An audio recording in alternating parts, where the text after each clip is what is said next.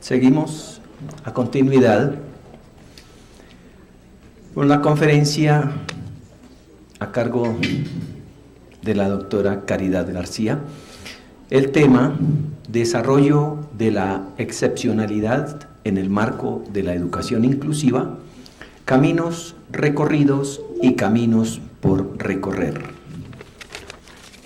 La doctora Caridad García es psicóloga de la Universidad de los Andes, es doctora en psicología educativa con énfasis en desarrollo de talentos y superdotación de la Universidad de Connecticut en los Estados Unidos.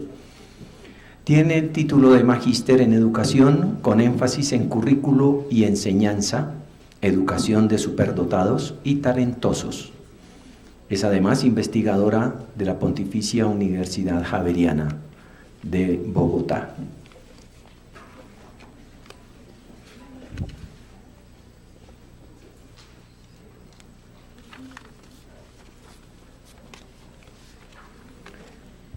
Nos han hecho la recomendación de que a la salida del refrigerio y como a la salida del almuerzo se tenga mucho cuidado con los objetos personales, porque se han presentado últimamente detalles que hay algunas personas, están ya identificadas un par de personas, según nos dijeron, que acostumbran a asistir a este tipo de eventos y pues vienen exclusivamente a ver qué pueden aprovechar. Entonces, que tengamos mucho cuidado con nuestros maletines, nuestros celulares, en fin, a la hora de salir.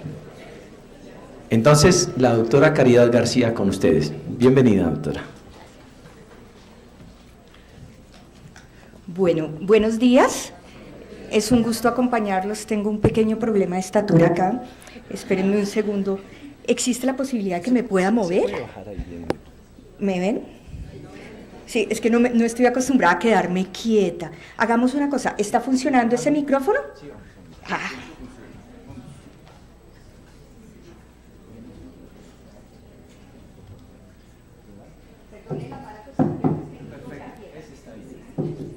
Aló, ahora sí me oye. Perfecto. Cuando me dejen de oír los de atrás, porque de pronto voy a empezar a hacer así. Ay, perdón. Bueno, listo. Mucho gusto. Perfecto. Acá voy a poder bailar un poco. Mi nombre es María Caridad García y para mí es un gusto acompañarlos. Algunas caras las veo que son conocidas. Gusto en verlos de nuevo. De lo que yo les voy a hablar ahorita, yo me voy a salir un poco del campo neuropsicológico y neurológico. ¿Por qué? Pues porque yo voy a hablar desde una perspectiva educativa.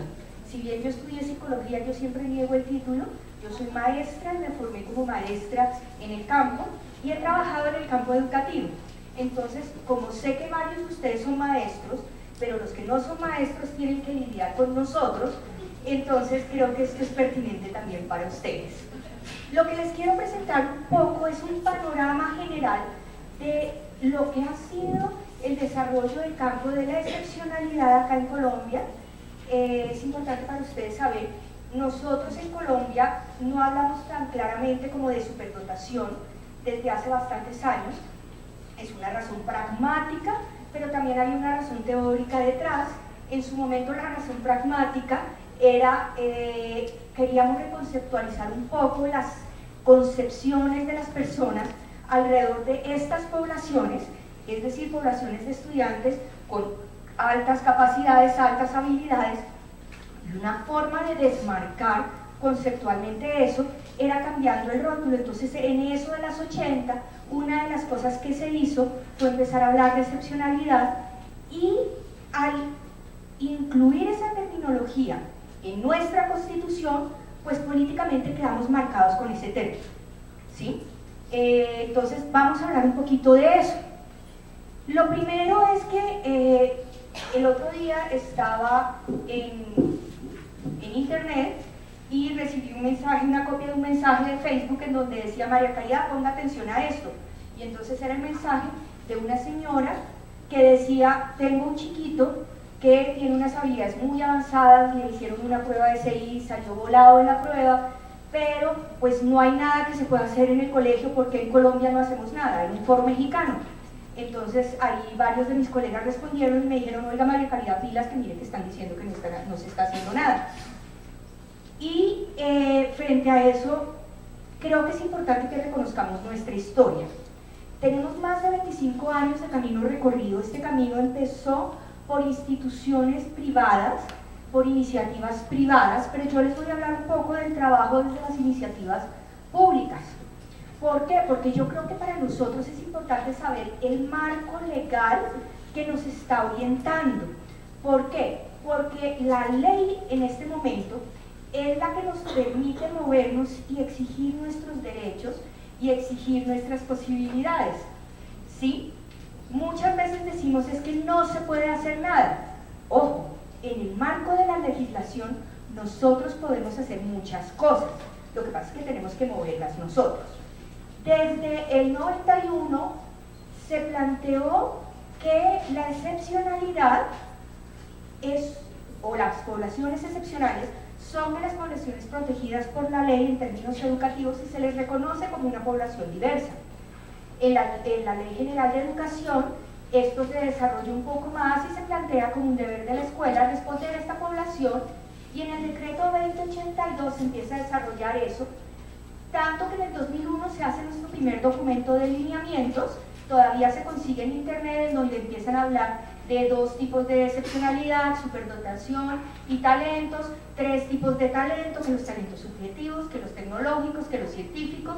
Si eran solo 3, ¿cierto, Lisette? Listo. Y empiezan a hacer una primera conceptualización.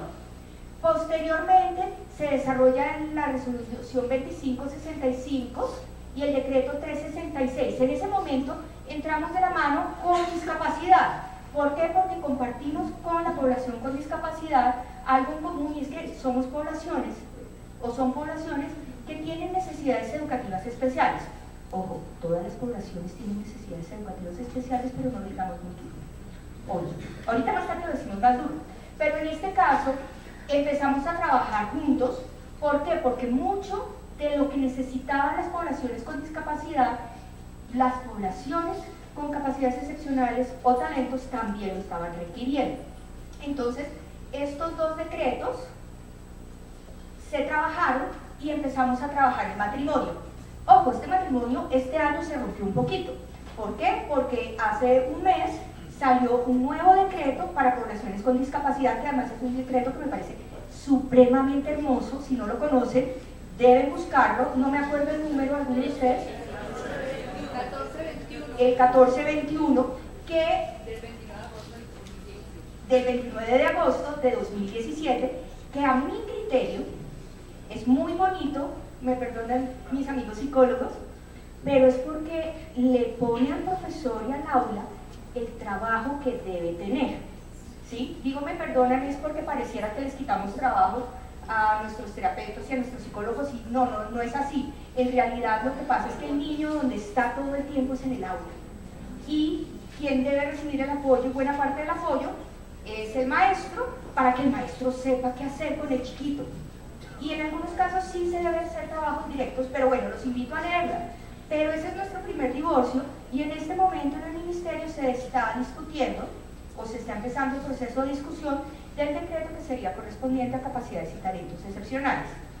Ese decreto da lento porque políticamente no tiene tantos dolientes, pero tiene dolientes por lo menos, que era algo que no estaba pasando políticamente antes.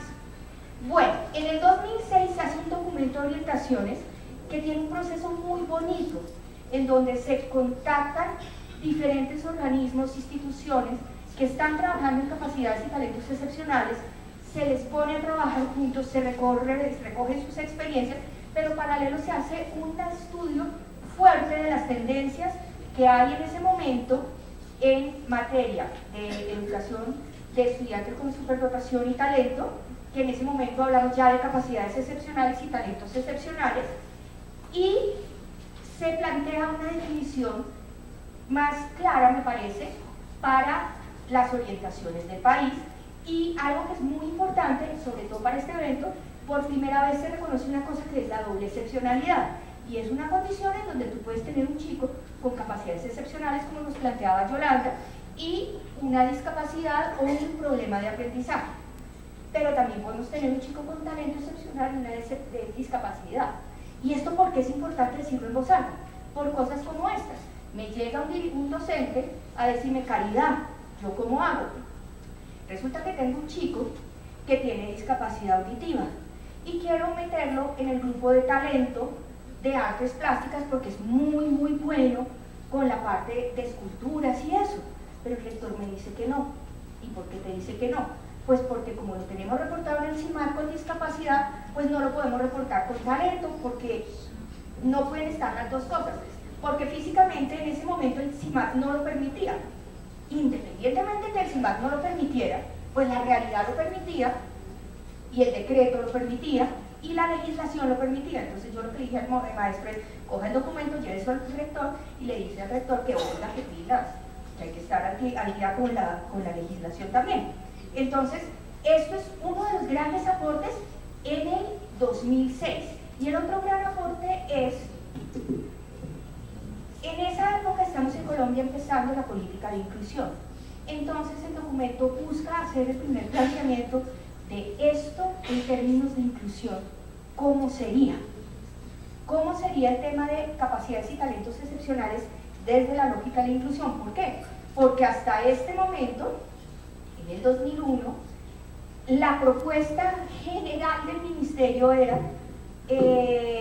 pues mire, nosotros le pagamos al chico para que esté en el colegio que trabaja especialmente con ellos, pero asumiendo el país una política de inclusión, pues el país tiene que ser consistente, o por lo menos el ministerio tiene que ser consistente, independientemente de que uno pueda estar o no de acuerdo con esa política. ¿Listo? Posteriormente, en el 2014, se empieza a hacer una revisión de los lineamientos, decretos y las resoluciones que da lugar al documento de orientaciones del 2015, que sale en diciembre del 2015, esta es la portada. Es posible que en las memorias se los incluyan, pero si no, es cuestión de buscarlo en internet, que está disponible. Tuve la fortuna de participar en la construcción de ese documento, y lo que quiero compartirles hoy son algunas cosas que me parecen muy valiosas que surgieron del trabajo de la construcción de ese documento. Este documento, ¿cómo se construyó? Si bien había un equipo que lideraba el proceso, se comenzó con un sondeo que se mandó a todos los colegios de Colombia. Respondieron 1.800 instituciones en donde nos planteaban qué se estaba haciendo, qué creían ellos que eran las capacidades y los talentos excepcionales, cómo creían ellos que se deberían desarrollar, si conocían o no las legislaciones, etcétera, etcétera. A partir de toda esa lectura se empezaron a encontrar unas necesidades educativas claras, o unas necesidades de información de las instituciones educativas. Posteriormente se realizaron unas mesas de trabajo con 3 grupos de expertos: expertos internacionales, expertos nacionales y lo que yo llamo expertos de campo, que son aquellas personas que están trabajando directamente con las poblaciones, ¿sí? Y entre todos ellos se hizo un primer bosquejo de lo que deberían ser las definiciones orientadoras. Entonces, la definición orientadora que tenemos en este momento en el documento es una definición amplia que permite y da cabida a posturas diversas en cierto marco, y que permite responder a las problemáticas que los académicos, los profesionales de campo y los expertos internacionales y los maestros y las instituciones nos reportaban. Posteriormente que se escribió el documento, se hicieron otras 2 mesas de trabajo en donde se discutió el documento y sus debilidades, se trabajaron, se mejoraron, se mandó paralelo a todas las instituciones participantes, de las cuales 170 dieron retroalimentación que permitieron mejorar el documento final, y finalmente este documento pues se puso a disposición del público. Lógicamente es un documento que debe ser revisado en unos años porque las situaciones cambian, las teorías cambian, el conocimiento cambia y probablemente esté en manos de ustedes, muy seguramente no va a estar en manos mías, el hacer ese proceso. Y es muy importante hacerlo. Al hacerlo, encontramos, o yo encontré, varias cosas. El tema de capacidades y talentos excepcionales es un tema de amores y odios, que también a través de la historia presenta amores y odios. Entonces hay momentos donde el ministerio nos ama, la opinión pública nos ama, y hay momentos en donde nos odia. Y empieza a hablar de que somos elitistas, somos terribles, etcétera, pero hay momentos en que somos divinos, somos el futuro, etcétera. Independientemente de sus amores y odios, los chicos siguen estando en las escuelas, teniendo necesidades, y a ellos sí no les importa si estamos felices o no felices con el tema. Ellos necesitan ser educados, ¿sí o no? Entonces, en ese sentido, este es un primer llamado de atención a todos nosotros. Y es, en este tema se necesita permanencia y constancia. Es un tema altamente abandonado, que cuando está de moda todo el mundo habla de él, pero que cuando políticamente no es correcto, pues todo el mundo dice, uy no, yo no trabajaba en ese tema, uy no, yo ya superé ese tema, uy no, yo antes hablaba de eso, pero ya no, sí, ¿cómo va a ser? Pero vuelve a estar de moda y, ahora sí, no. Necesitamos profesionales comprometidos que defiendan, y no la política, sino los estudiantes, porque los estudiantes están ahí necesitándonos independientemente de nuestros caprichos profesionales o académicos. Ellos siguen necesitando lo que siempre han necesitado. Bueno, esa es la primera. Lo segundo que encontré es que en Colombia se hacen muchas cosas, que eso fue lo que yo le respondí a la mamá que estaba escribiendo en el Facebook. El problema que tenemos es que trabajamos muy fragmentadamente, muy desarticuladamente y además en competencia franca. Si tú no haces lo que yo planteo, estás contra mí. Si tú no haces lo que yo estoy diciendo, no vale. Y poco hay diálogo, se parece como que a la política actual, en donde si uno está en un bando no es enemigo del otro, y si uno está en el otro, entonces... Y estamos en un espacio en donde nuestro objetivo no debería ser nuestros orgullos académicos, sino qué hacemos con estos chicos. Entonces esta es una invitación a que creemos redes, que si pertenecemos en redes, unamos nuestra red a otras redes y que empecemos a trabajar mucho más en conjunto, porque hay algo que yo iba a hablar al final, pero ya lo voy a hablar de una vez, y es que en nuestro campo estamos llenos de una cosa que yo llamo, o bueno, mis estudiantes llaman, héroes anónimos. Hay nombres, hay personas con foto, con cara, que uno puede decir, esta persona ha trabajado un montón de tiempo con el tema y sabe muchísimo y ha desarrollado muchísimo. Tengo en este momento la cara de un maestro, ¿sí?, que lo ha hecho durante 25 años y ha llevado y ha sacado adelante un montón de chicos y chicas. Pero este profe, en el momento en que se retira con todos sus conocimientos y con todo su saber. Es un héroe anónimo, nadie supo qué pasó por acá, nadie aprendió de él. Luego es una invitación a que hagamos redes para que las redes aprendan de ese saber, para que ese saber no se vaya con nosotros, ¿sí? No podemos ser así de egoístas. Nuestra prioridad son estos chicos, y ya van a ver por qué es que me planteo esto así. Entonces, esta es una invitación a ustedes para que conozcan la política, gústeles o no les guste. Si no les gusta, pues planteen una nueva, háganle la gestión, se puede. Planteemos propuestas y busquemos resultados. Si les gusta, pues implementenla, difúndanla, trabajenla. Pero en este momento sí les puedo decir, ciertamente la legislación nos favorece. Cambios, por ejemplo, que nos llevan. Antes, cuando se reportaba en el CIMAR a un estudiante con capacidades excepcionales o talentos excepcionales, esto es para los colegios públicos, solo significaba que había un estudiante con capacidades o talentos excepcionales en la institución. En este momento significa lo mismo que cuando tú reportas un estudiante con discapacidad, y me refiero en términos presupuestales. Y es que la Secretaría de Educación recibe un extra que está orientado a apoyar la formación y la atención de estos estudiantes. Luego, si usted trabaja en colegio público y no reportaba y decía, pero eso para qué, si eso nunca pasa nada, eso tiene consecuencias. Ahora, es importante, apenas las secretarías están aprendiendo esto y dándose cuenta, porque este cambio en la legislación se hizo hace apenas 2 años. ¿2 años o 1 año? 1 año, apenas 1 año. Este es el segundo año en el que estamos. Entonces, eso es importante que lo sepamos. Si no conocemos la ley, no sabemos con qué cartas podemos jugar. Es importante conocerla. Y si no la conocemos, ¿cómo vamos a saber si no nos gusta? ¿Cierto? Bienvenidos y los invito a eso. Ahora, quisiera plantearles unos elementos que me gustaron mucho, que tienen que ver con las aproximaciones que tiene el documento de orientaciones. Nos plantean 4 puntos de inflexión interesantes. Voy a trabajar los 3 primeros y con el cierre trabajaré el último. Básicamente hay unos puntos de inflexión, uno que llamaré esencialismo contra desarrollismo, el segundo que hablaré de creación de capacidades y naturaleza contextual, un tercero que hablará de los productores e intérpretes, y el cuarto que es talento con mayúscula y talento con minúscula.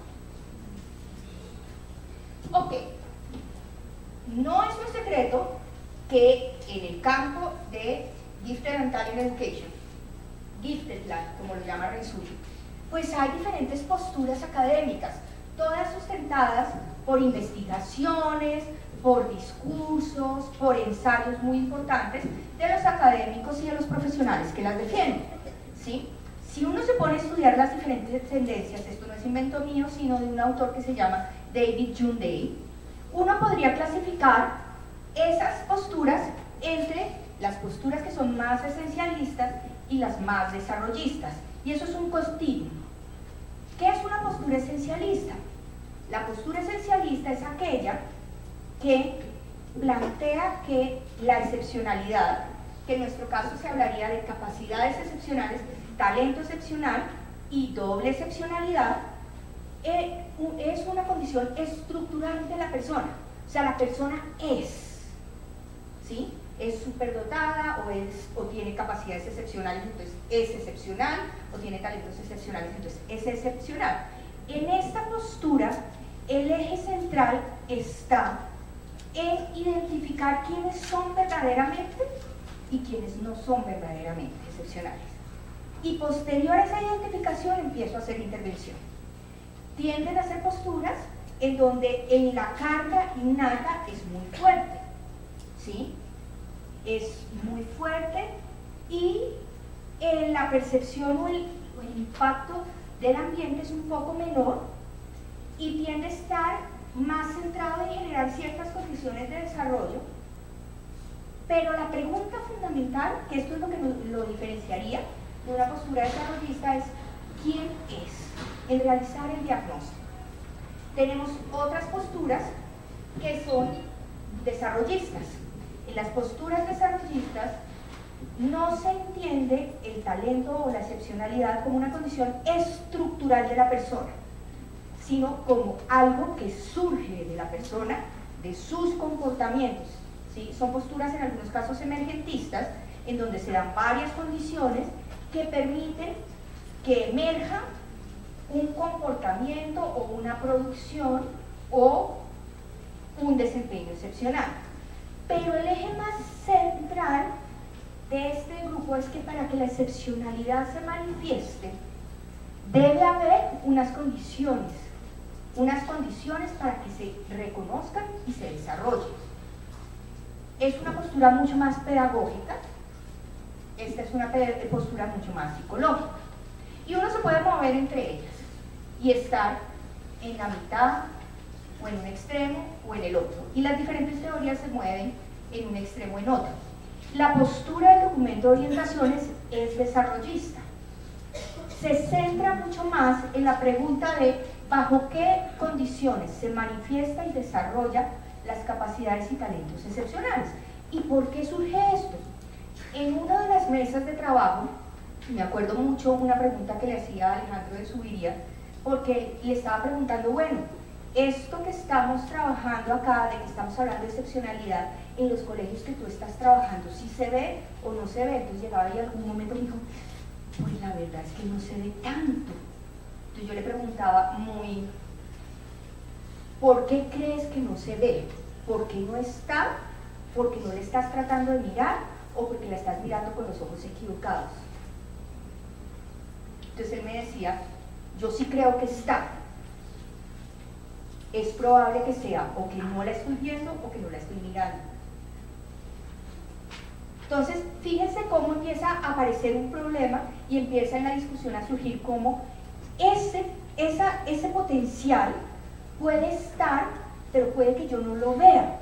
Y no lo veo o porque no uso la herramienta apropiada, o porque el contexto no ha generado condiciones, o porque yo no estoy mirando con ojos apropiados para el contexto. Esa es parte de las conclusiones. Entonces, por eso este documento, a partir de esas discusiones, plantea una postura desarrollista, en donde se plantea que tanto las capacidades como el talento excepcional pueden estar en potencia o en desempeños, y que no es un proceso en donde la persona es o no es, sino empieza a manifestar. Y empieza a manifestar a partir de ¿qué? De oportunidades, ya sean de reconocimiento, que son oportunidades para poder ver el potencial, o de desarrollo.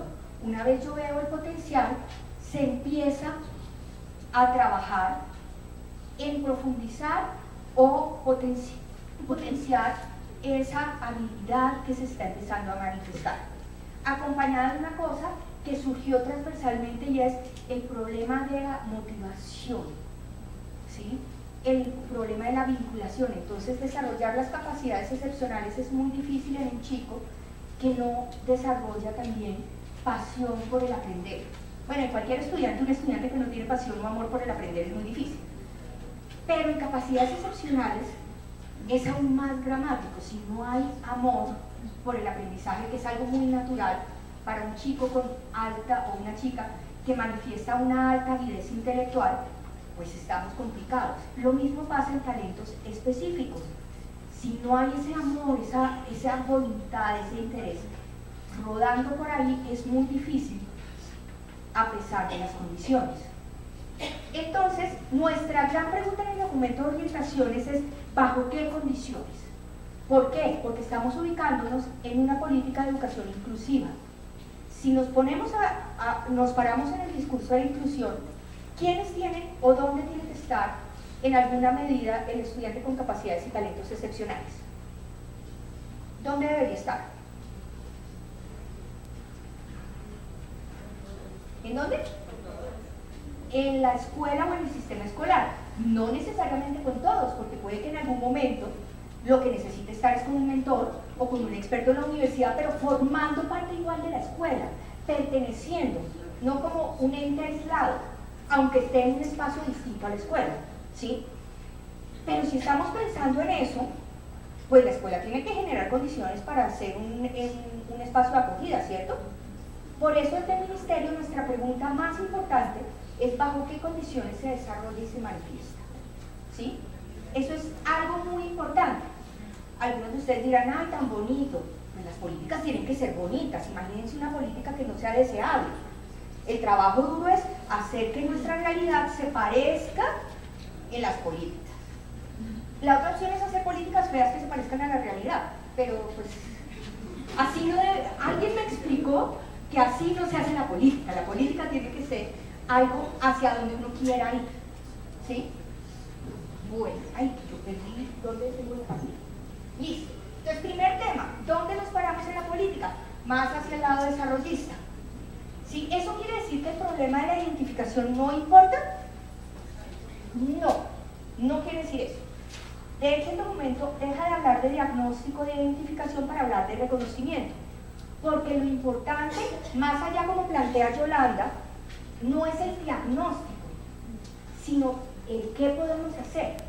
Entonces, lo que está supeditado, es decir, el reconocimiento está supeditado a las condiciones que yo estoy desarrollando y forman parte de esas condiciones. Yo genero condiciones para reconocer, para que el estudiante pueda mostrar, para que pueda salir ese potencial. De la misma forma que genero condiciones o oportunidades para desarrollarlas. Y en algunos casos eso va a requerir aplicar pruebas, sí. En algunos casos va a requerir creerle al profesor cuando el profesor reporta que este chico está volado y que acá tiene las pruebas, sí, definitivamente también. Y creerle al niño que llega con sus 5 o 10 medallas de atletismo decirle, cuando el chico llega y dice, es que yo soy muy bueno corriendo, miren mis 5 medallas, venga y le hago una prueba de inteligencia a ver si sí. No, ¿cierto? No, ustedes se ríen. Tengo chicos que no han podido ser reforzados en el CIMAD porque las secretarías de educación me piden que para chicos con talentos artísticos, talentos deportivos, tengan una prueba de CI. ¿Sí? Créanme, yo no me lo invento. Macondiano. Sí. Bueno, primera cosa o segunda cosa importante. Ya nos planteamos en que esto de la excepcionalidad lo vamos a entender como algo que se desarrolla, no es estático, y se desarrolla bajo unas condiciones. Ahora, vamos a entender una cosa, la excepcionalidad es un fenómeno heterogéneo. ¿Qué quiere decir? Que por más que yo les trate de dar ejemplos de cómo se ve un niño excepcional o una niña excepcional, pues no hay una norma general. Uno puede decir ciertas características, hay cosas que uno puede decir, pero no es que haya la foto. A diferencia de ciertas enfermedades, ¿sí? Que tiene mariposita acá, se está inflando, cada vez que sale al sol le salen punticos. Eso usted tiene Cushing, síndrome de Cushing. Sí, claro, así sí funciona, pero con la excepcionalidad no funciona tan así. Y hay que reconocer que hay una diversidad en la misma excepcionalidad, que los talentos en ciertos campos son distintos a los talentos en otros, que el niño con capacidades excepcionales entre ellos pueden ser distintos y que además si le sumamos una discapacidad también hay una diversidad ahí. Y si hay diversidad, pues entonces también tenemos que entender que en esa diversidad las manifestaciones también son diversas. Y ustedes dirán, entonces ¿qué hacemos? Pues abrir los ojos. Sí, abrir los ojos y entender que no hay un patrón o un molde. El molde lo rompieron cuando nacieron los niños. ¿Sí? Eso no quiere decir que todos son totalmente distintos. Uno empieza a encontrar ciertas tendencias, pero hay que reconocer la heterogeneidad. Lo segundo, podemos ver potencial o desempeño. Entonces, no es que, no, hasta que tú no muestres desempeño no te voy a llamar excepcional.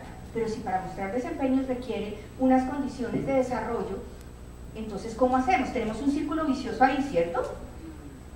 ¿Y cómo voy a saber si tienes potencial si no genero ningún tipo de oportunidad para mostrar el potencial? ¿Será que un niño que tiene potencial en música puede mostrarlo si nunca ha tenido exposición a la música?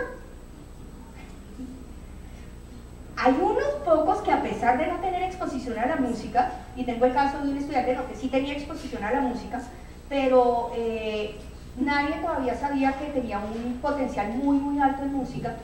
Me pasó a mí en clase que me desesperaba porque empezaba a tamborilear con los esferos. Yo estudiaba música en ese momento, entonces era un poquito más hábil. Entonces cuando él empezaba a tamborilear, pues me desesperaba. Pero decidí en una de las clases empezar a hacerle el contrapunteo. Entonces él tocaba y yo con el esfero dictaba clase y iba tocando. Y entonces él hacía ta ta ta ta ta ta ta ta. Y yo le decía ta ta ta ta ta ta ta ta ta. Y entonces el chino todo emocionado, nadie en la clase se daba cuenta y el chino ta ta ta y tal. Y estuvimos toda la clase en un duelo de contrapunteo. Y hubo un momento en que me ganó, y yo estaba estudiando música y el muchachito pues de 11 años, sin tener estudios musicales formales, decía, entonces me senté a hablar con él, oye, ¿tú qué? ¿Música qué? No, pues como chévere, a mí me gusta como que la batería, no, pues sí me di cuenta. Y tú en la casa que no, mi papá que estudie. Y además le estaba yendo mal en el colegio, muy mal. Yo era la directora del grupo. Entonces llegué y le dije, venga, le hago un negocio. Si usted logra ser el mejor del curso o mejorar sustancialmente, yo hablo con su papá para que lo meta en clases de música. ¿De verdad, profe? Sí, se lo juro. Entonces en ese momento, en las siguientes vez que me di con el papá, le dije, venga, si su hijo mejora, yo no sé usted cómo hace, pero lo tiene que meter en clases de música porque yo le prometí que usted lo va a meter en clases de música. Pero usted cómo. En fin, el hecho es que el chico, de pasar de ser el último, pasó a ser el segundo. Y en este momento es un músico reconocido en Bogotá.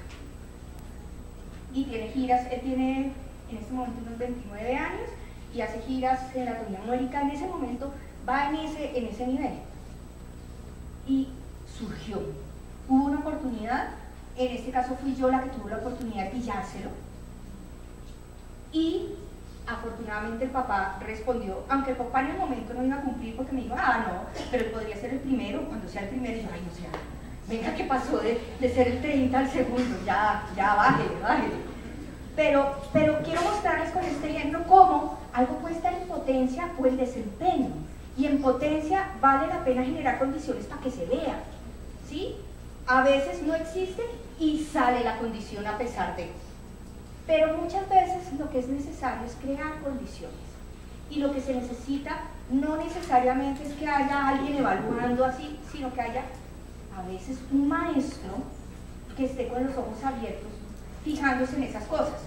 Que en lugar de expulsar del salón de clase al muchachito, que es lo que yo estaba a punto de hacer, mire cómo eso puede estar.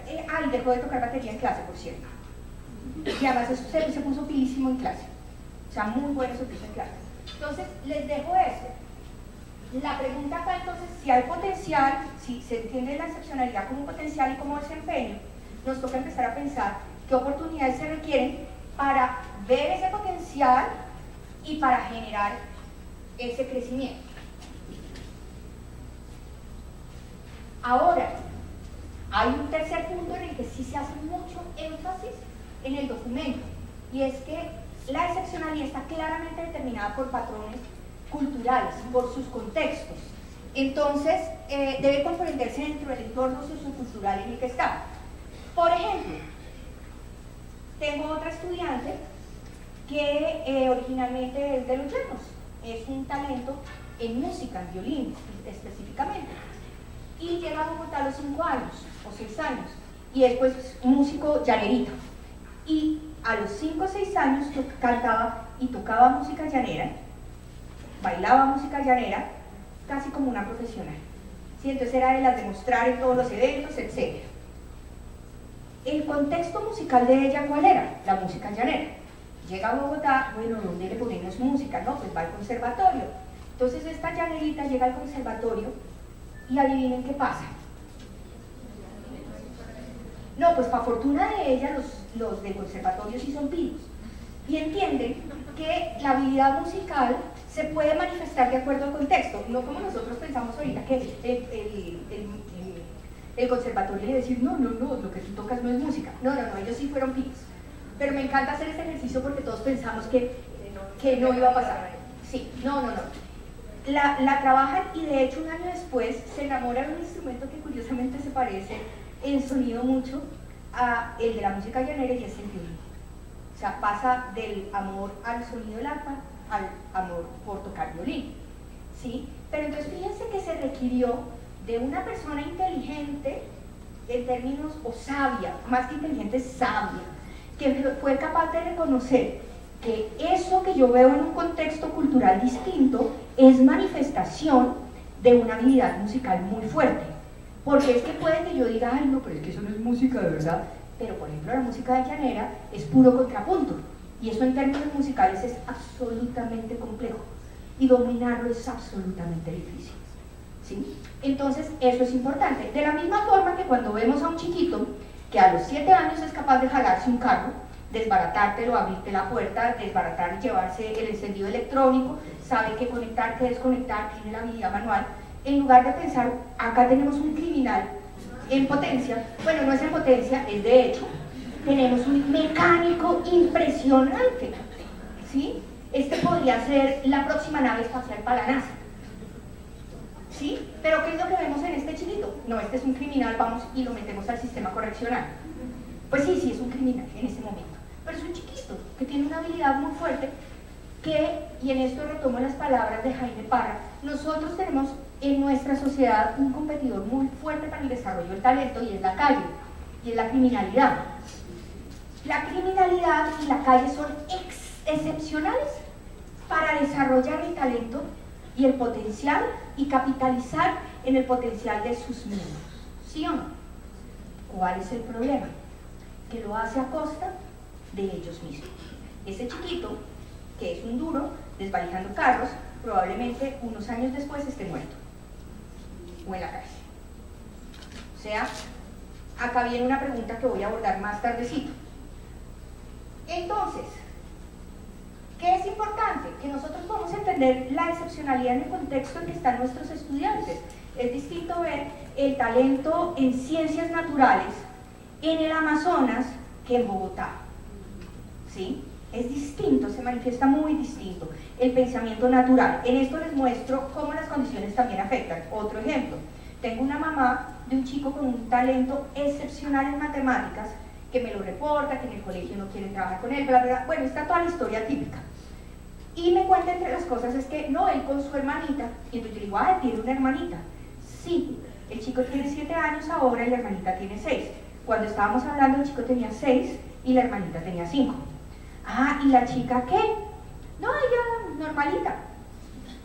¿Ah, sí? Pues linda, pinta, le gusta hacer diseños. Ah, y ella no será, porque es que a veces pasa, si no me dirá que no Yolanda, que en las familias cuando aparece un chico con un talento excepcional, pues existe una probabilidad que haya otro. Puede que no pase, ¿sí? Puede que no pase. Entonces yo le dije, no, pues por si las dudas, ¿por qué no le echas ojito a tu hija en las próximas 2 semanas? Sí, no, pero yo no creo, ella tal vez talento artístico. Claro, como buena niña, ¿no? Entonces sí, porque ella pinta y hace diseños de moda y tal. 2 semanas después llega y me dice, ¡Ah, Caridad, brutas! Mi china es una dura en ciencias. ¿Cómo así en ciencias?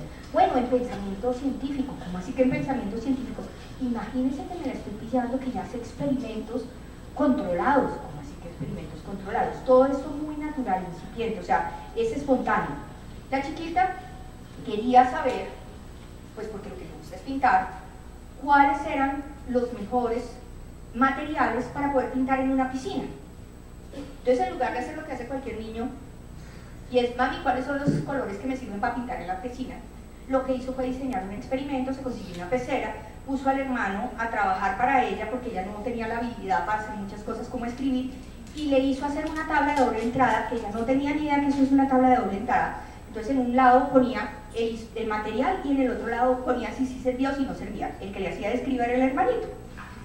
Y entonces empezó a probar todos los materiales hasta que llegó a la conclusión de que cierto material le servía para pintar en las piscinas. ¿Cuál era? ¿Qué creen ustedes?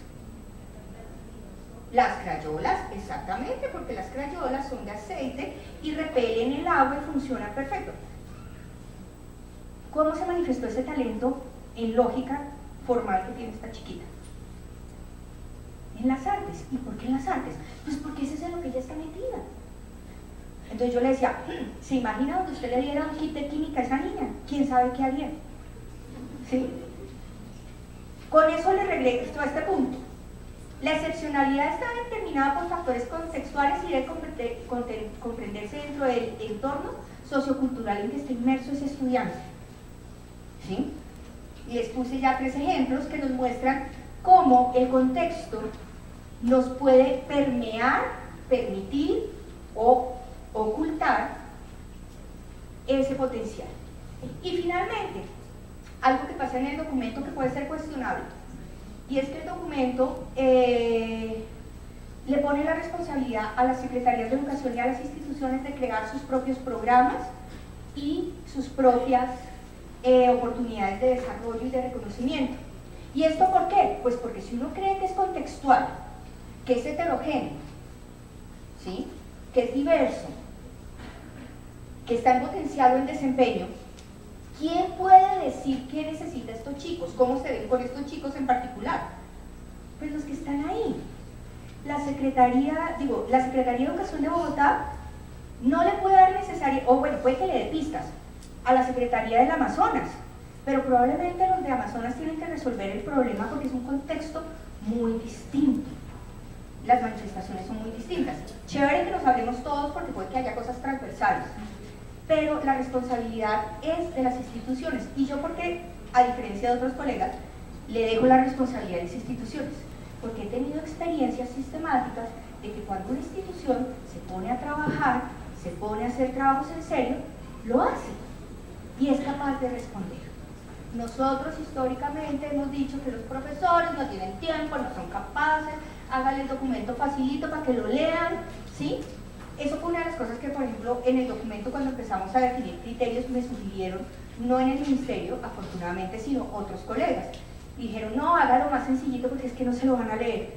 Es que no tienen tiempo. Entonces hay que darles tiempo, porque es que uno no tiene que poner las cosas fáciles como si fueran bobos. Pues, los profes son súper capaces, ¿sí? Y lo he visto en instituciones, ¿sí? He visto lo que pueden hacer los profesores y creo que las instituciones pueden hacerlo. Y hay que acompañarlas, porque tampoco hay que crear condiciones para que las instituciones puedan hacer las cosas.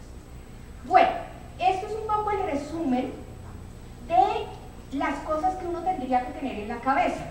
Esto está en el documento, en la página 123, y es que hablaríamos de 3 tipos de excepcionalidad: la doble excepcionalidad, los talentos excepcionales y las capacidades excepcionales. Y se construyó una categorización que es muy coherente con lo que son los campos curriculares.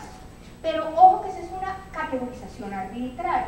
¿Por qué? Porque los talentos excepcionales hablan de potencial y desempeño sobresaliente en un campo social, cultural o disciplinar relevante para la cultura. Y eso podría ser un montón de cosas.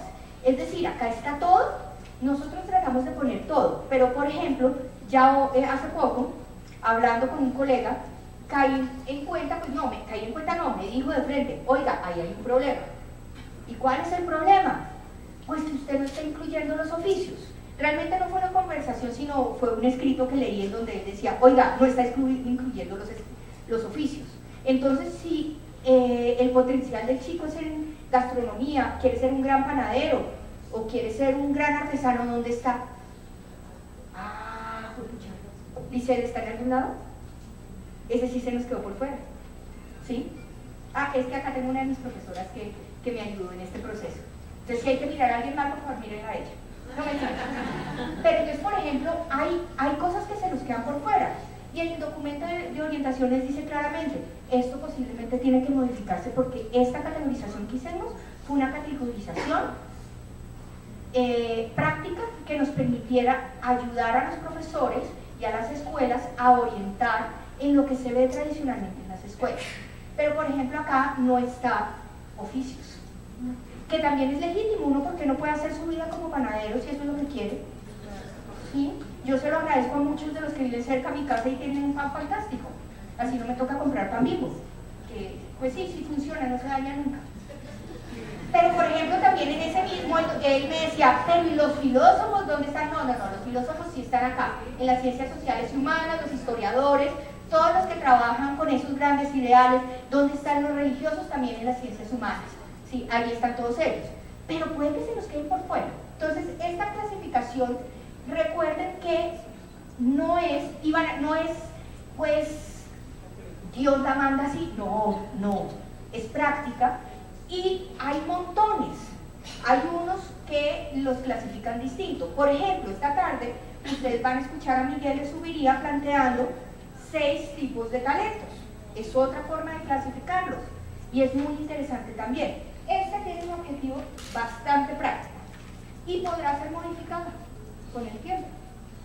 Ahora, ¿qué va a ser el segundo eje? Ojo, tenemos que mirar el estado en el que está esto.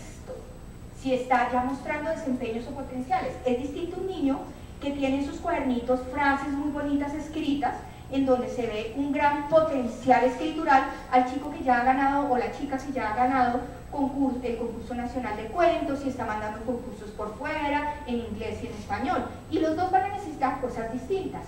Lo mismo cuando yo utilizo o miro cuál es el referente de esta persona.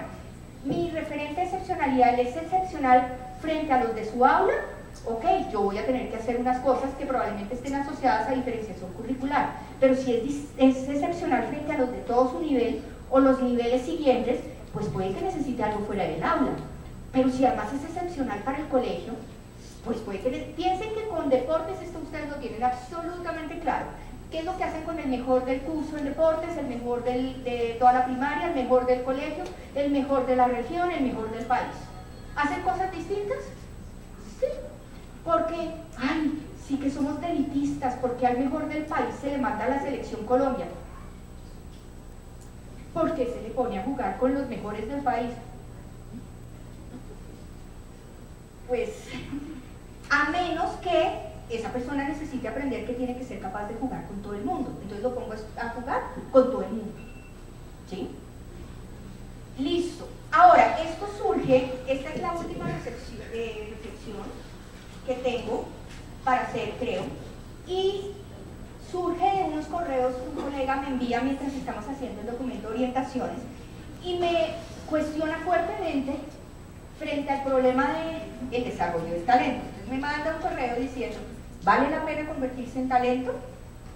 Y en el correo está la noticia que sale en la revista Dinero, donde está Andrea Agassi y se reporta su libro, en donde, ¿quiénes recuerdan quién es Andrea Agassi? Tenista, que nos cambia la forma de ver el tenis y además hace que el tenis sea algo para el pueblo como uno y no solo para la gente fifí inglesa. ¿Sí? Pues resulta que Andrea Agassi en su autobiografía dice que siempre odió su profesión, que siempre odió ser tenista. Y la pregunta es, ¿vale la pena? Entonces digo, ups, buena pregunta. ¿Y vale la pena ser excepcional?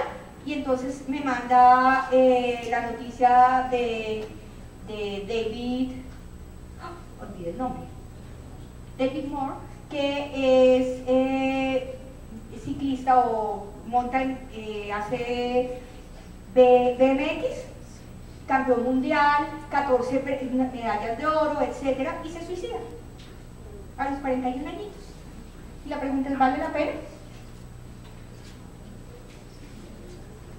Entonces, pues yo le hice esa misma pregunta a mi estudiante, a la que les digo que es la Llanerita, que estudió música, que su nivel de virtuosidad musical la llevaba a ser concertista mundial, que en el proceso desafortunadamente tuvo una lesión en la mano y hasta ahí quedó su carrera como concertista, pero no como músico, y sigue trabajando en la música. Y pues yo, sin saber qué responderle a mi colega, pues le hice la pregunta a mi estudiante y le dije, oiga, usted estudiaba todas las tardes, un montón de horas, etcétera, vivía en el conservatorio, ¿valió la pena? Y esto es lo que me dice. Mi respuesta es que si volviese a tener otra vida, la volvería a dedicar a las artes. Esto quiere decir que el tiempo que he pasado con el violín y con la música ha sido para mí el más mágico de la vida. Esa dedicación no fue un sacrificio, no fue sacrificar cosas por el estudio. Ha sido un honor que la vida me haya permitido adentrarme en este reino y cada minuto en el transcurrido lo agradezco enormemente. ¿Ustedes qué creen? ¿Valió la pena? Entonces, ahí fue cuando yo tuve como la iluminación. Yo no creo que la pregunta es si vale la pena desarrollar el talento, sino la pregunta es bajo qué condiciones vale la pena desarrollar las capacidades y el talento, excepcional o no excepcional. ¿Vale la pena a costa de uno mismo? ¿Vale la pena a costa de las cosas que a uno le interesan? No. Pero si uno está metido en eso, lo ama, es parte de lo que le gusta hacer, es parte de su crecimiento, ¿vale la pena? Sí, vale la pena. A pesar de que uno pueda tener dificultades por haberle dedicado tanto tiempo a eso, pues si para uno vale la pena, lo importante es que la sociedad construya estructuras para apoyar a la persona, pero eso aplica para cualquiera, ¿o no? Sí. Lo que pasa es que el desarrollo del talento pareciera que nuestra sociedad vive con lo que yo llamo una postura o una posición darwiniana del desarrollo del talento. Y no hablo acá de innatismo, no. Yo acá hablo de una postura darwiniana, puede que el término esté mal utilizado, pero que está planteada desde una lógica de selección natural. Entonces, en ese sentido, creo que sí está bien el título. Porque pareciera que vivimos con la ley de la selva, la ley del más fuerte, la supervivencia del más apto. Entonces, si alguien puede desarrollar su talento, es porque sobrevivió, básicamente. Entonces hay gente que me dice, ay, pero Caridad, usted sí que dice tantas cosas y de condiciones y tal. Piense que Einstein, pues no necesitó el colegio, de hecho él estuvo como mal en el colegio y todo. Claro, Einstein no necesitó el colegio, estuvo como mal, se salió del colegio. ¿Cómo sobrevivió? Intelectualmente, ¿cómo sobrevivió? Gracias al tío. No, fue gracias al tío. El tío fue quien intelectualmente lo acompañó y lo rescató. Entonces la pregunta es, nosotros queremos decir, como educadores, porque estoy hablándoles a ustedes que trabajan con los chicos, sean maestros o no, pero son educadores, y queremos poder decir que este chico logró manifestar y desarrollar su talento a pesar de nosotros, a pesar de la sociedad, o queremos decir que es gracias a. ¿Será que tenemos que someter a todos los estudiantes a sobrevivir? No, es que parte de la vida es poder sobrevivir a todos estos avatares. No, yo personalmente creo que no. Obviamente, todos tenemos que aprender a caernos y a levantarnos, pero no tenemos que dedicarnos a hacerle zancadilla a los niños a ver cómo se levantan. Y que si no te levantas, sabes que tú no eres excepcional, ¿ves? Te lo dije. Díganme si no, en el sentido común se entiende así el desarrollo del talento. Pero pedagógicamente no nos lo podemos permitir. Eso quiere decir que tenemos que tener una nueva fundamentación para lo que llamemos educación para el desarrollo de las capacidades y talentos excepcionales o no excepcionales, en donde reconozcamos y valoremos la diversidad. Ah, es que tú sí eres tan distinto a los demás. ¿Ustedes han oído esa frase o la han dicho? Y normalmente es peyorativa. Oiga, qué chévere poder decir, es que tú eres distinto a los demás. Suena muy distinto, ¿cierto? Y en una no es un reproche, en la segunda. Lo segundo es que tenemos que tener una postura política, y a mí me gusta mucho la postura política de Amartya Sen y Marta Nussbaum, en donde el desarrollo social depende del desarrollo individual. Si no hay desarrollo personal, no puede haber desarrollo de las sociedades, ¿sí? Si en el proceso de desarrollar la sociedad yo sacrifico al ser humano, no estoy desarrollando a la sociedad. Estoy pagando un costo muy alto en sostenibilidad, porque a pesar de lo que creamos, el ser humano no es un recurso renovable. Ah, sí, siempre va a haber más seres humanos. Si se muere uno, si se quema uno. No. Cada ser que se quema no se renueva, ese ser se pierde.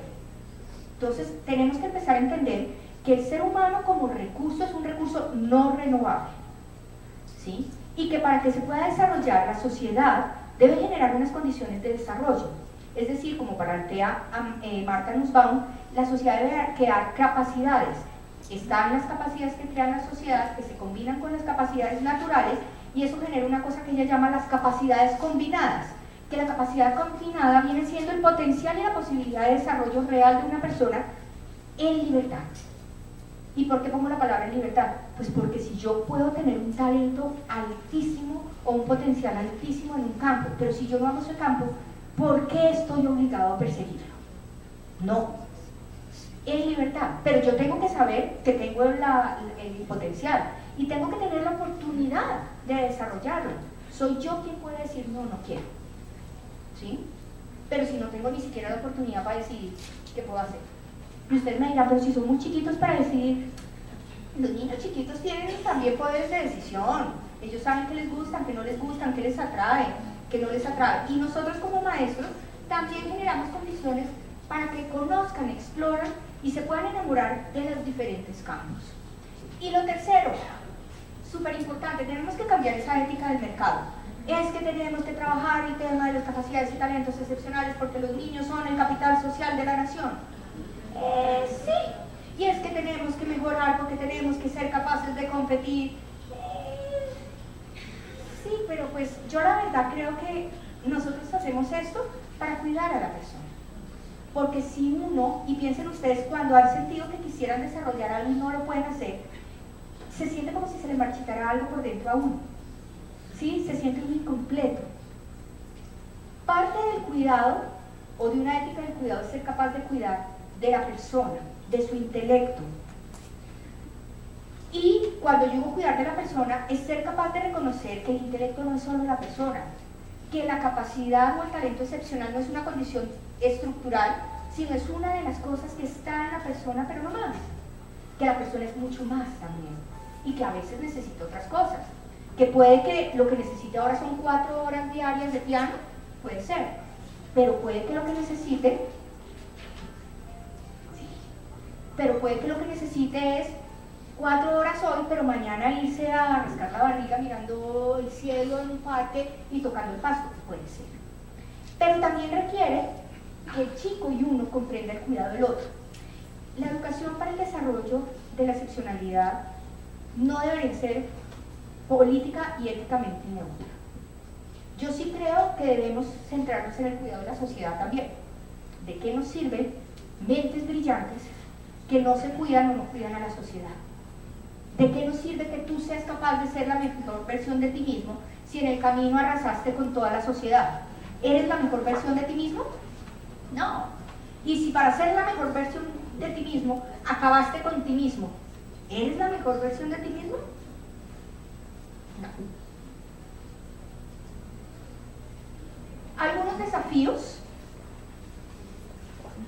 Pues miren, hablando de la política, primer desafío de la política, pues que la política trascienda.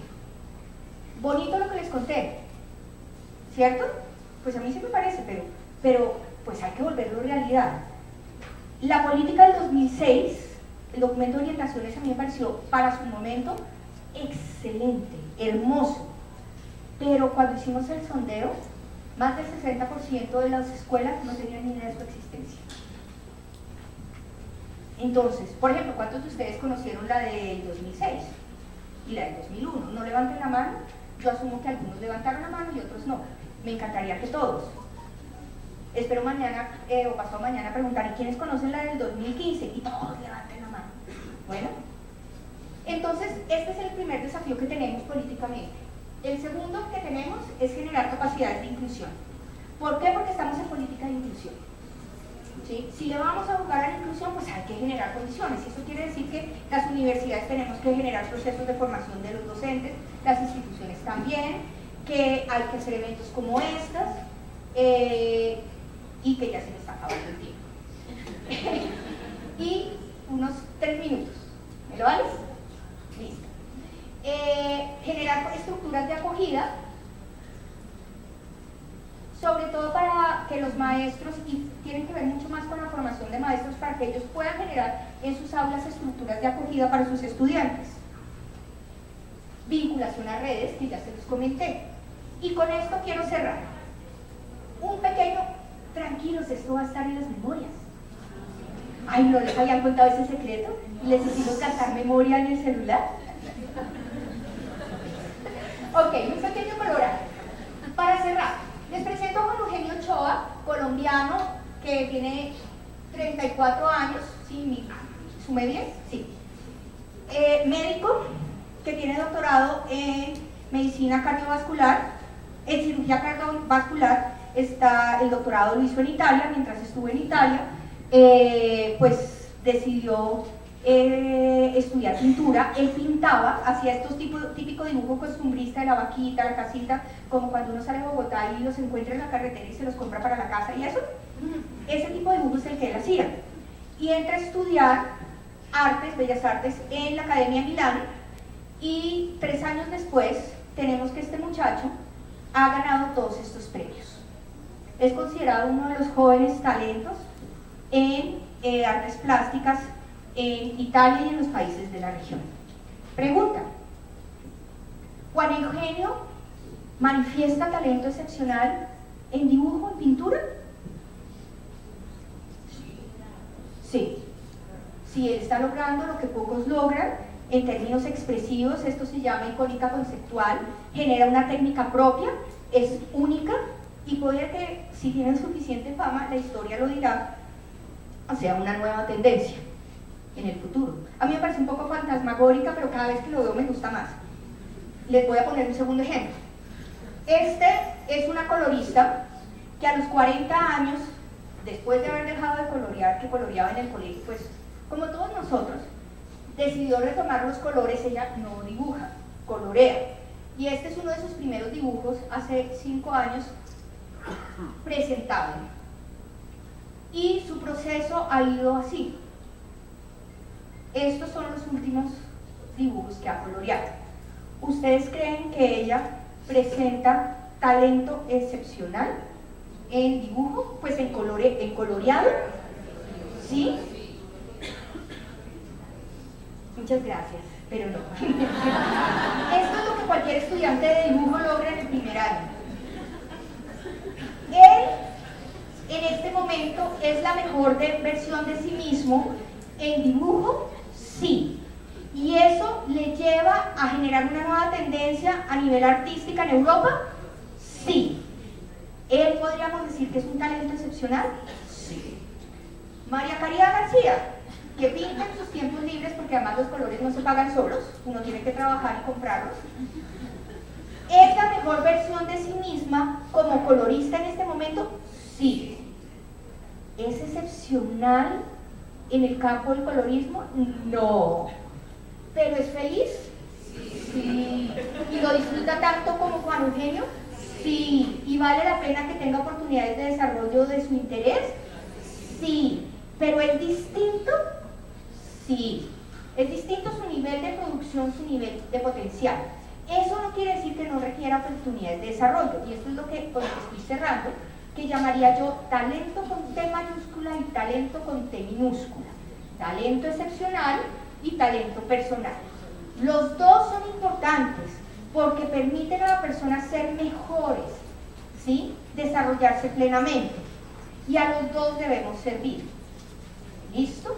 La presentación que tengo ahora, después de comer y de la discusión, va a desarrollar este punto. Bueno, muchas gracias.